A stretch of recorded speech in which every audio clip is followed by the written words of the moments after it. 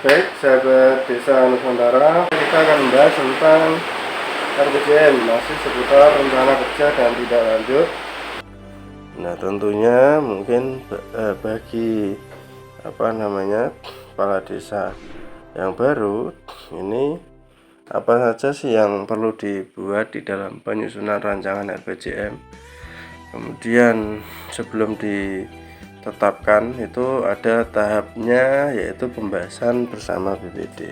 Mungkin ada tanggapan dari BPD setelah dilakukan penyusunan laporan hasil pengajian tadi, kemudian penyusunan rencana pembangunan desa melalui musyawarah, kemudian menyusun rancangan RPJM. Ini ada pembahasan bersama BPD sebelum pembahasannya ini pada bulan ini kalau kita lihat grafiknya, ini adalah pada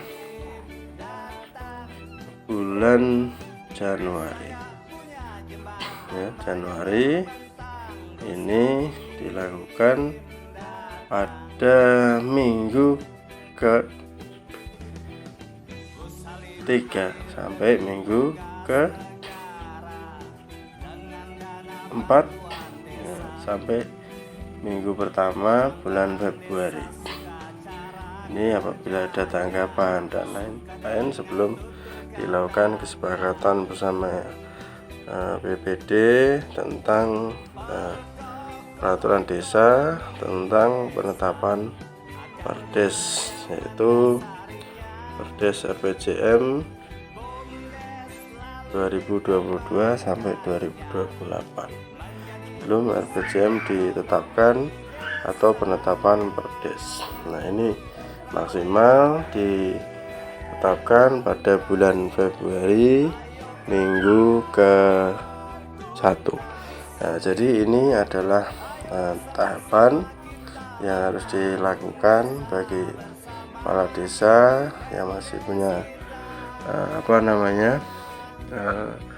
waktu dilakukan pada masa yang tadi sudah dibahas, mulai November minggu pertama. Setelah dilantik minggu kedua langsung membentuk tim, kemudian di situ melakukan BIMTEK, bimbingan teknis ya, atau rapat koordinasi dengan tim penyusun RPJM. Nah, setelah itu tahapan persiapan sudah dilaksanakan. Tadi ada tahapan penjaringan aspirasi. Ini tentunya waktu terus bergerak. Ini sudah lewat November. Nah, ini bagi kepala desa terpilih bisa lihat yang di blok itu ya, itu bulan November.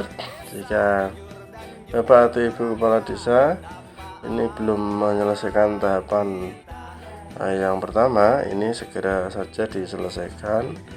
Minimal sudah membentuk tim penyusun RPJM, atau ya setelah pembentukan dilakukan bimbingan teknis atau rapat koordinasi tim penyusun RPJM. Nah, kalau kita lihat ini seharusnya sudah ya, tapi kalau belum, tidak ada kata terlambat.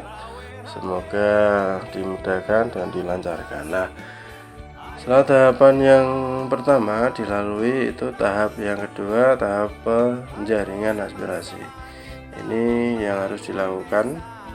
Ini rata-rata juga pada minggu keempat harus sudah selesai. Lagi-lagi tidak ada kata terlambat untuk memulai, kemudian menyelesaikan tahapan yang kedua, mulai penyelesaian arah kebijakan perencanaan pembangunan kabupaten, dan mendapatkan informasi tentang arah kebijakan pembangunan kabupaten sesuai Perda atau Perbuk atau regulasi yang mengatur pembangunan atau regulasi kebijakan pembangunan di daerah masing-masing.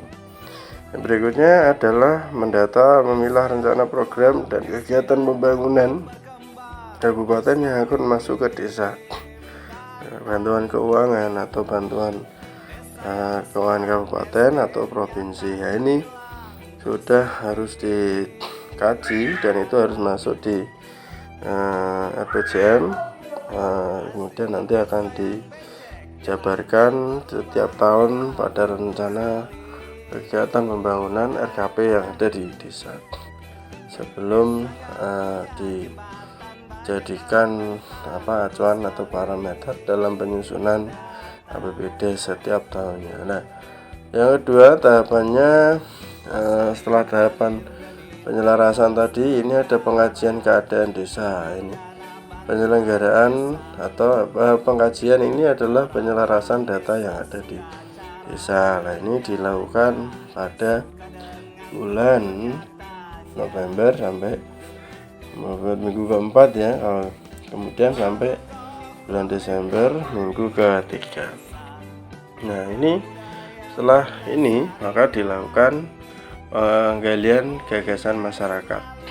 Nah, penggalian potensi masalah yang ada di masyarakat, potensi maupun masalah apa yang harus diselesaikan dalam waktu dekat atau jangka menengah, dan bagaimana mengelompokkan potensi atau masalah tersebut sebelum penentuan peringkat masalah, kemudian pengkajian tindakan apa yang dilakukan untuk penyelesaian masalah tersebut, kemudian pemeringkatan tindakan ini agar muncul daftar gagasan mana yang akan dilakukan tahun pertama, kedua, ketiga, dan seterusnya.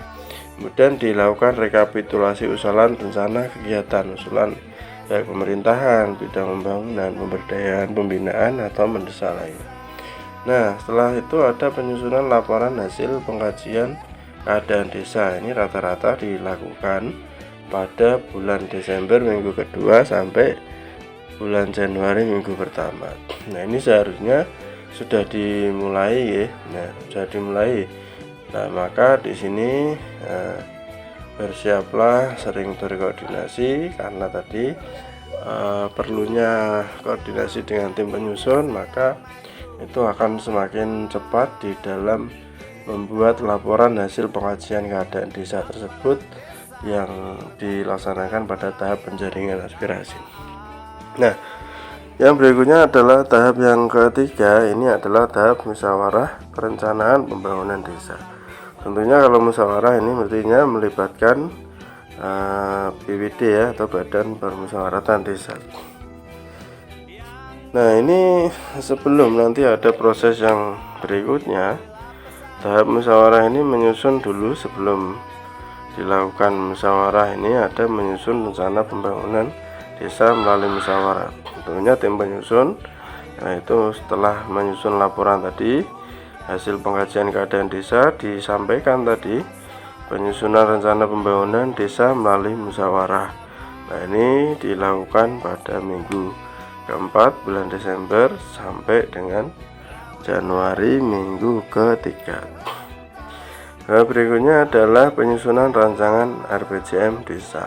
Setelah melalui musyawarah, apa saja rencana pembangunan desa ini disusun, namanya rancangan RPJM, yang dilakukan pada minggu ke-1 bulan Januari sampai dengan minggu ke-4 bulan Januari 2023.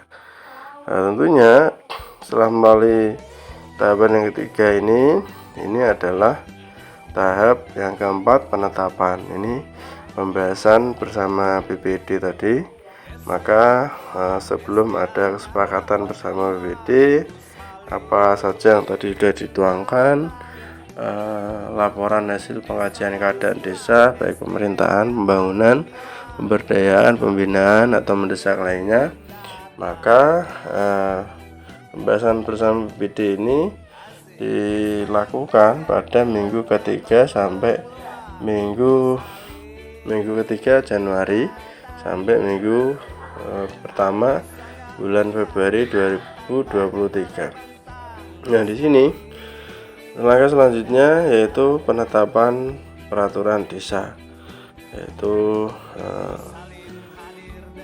kesepakatan bersama BPD. Kemudian diterbitkan namanya penetapan Perdes, yaitu peraturan desa tentang RPJM, yaitu bulan Januari tahun 2023 minggu ketiga sampai dengan bulan Februari minggu ke-1. Nah, itu sahabat desa atau pegiat desa Nusantara. Mari kita berbenah membangun Indonesia dari desa, semangat gerakan masyarakat desa membangun Indonesia melalui rencana kerja dan tindak lanjut tentang penyusunan RPJM desa tahun 2022-2028.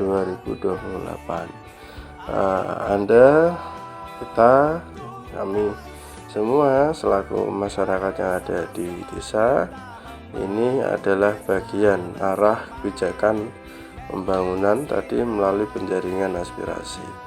Maka ini ada gagasan apa disampaikan, potensi apa, masalah apa disampaikan sehingga bisa dipecahkan perlahan-lahan, bisa diselesaikan sampai masa periode kepala desa menjabat sesuai dengan cita-cita desa, sesuai cita-cita masyarakat desa. Jadi masyarakat bersatu berpadu membangun desa dari sisi ketahanan pangan, kemudian sisi peningkatan ekonomi, kemudian pembangunan infrastruktur dan non infrastruktur, juga termasuk pembangunan manusia yang ada di desa untuk menuju desa mandiri. Mungkin kita akan kembali lagi di pembahasan podcast selanjutnya. Selamat atas terpilihnya kepala desa yang baru. Artinya Bapak Ibu kepala desa yang terpilih akan membuat visi misi menyusun RPJM untuk 1 periode 6 tahun ke depan.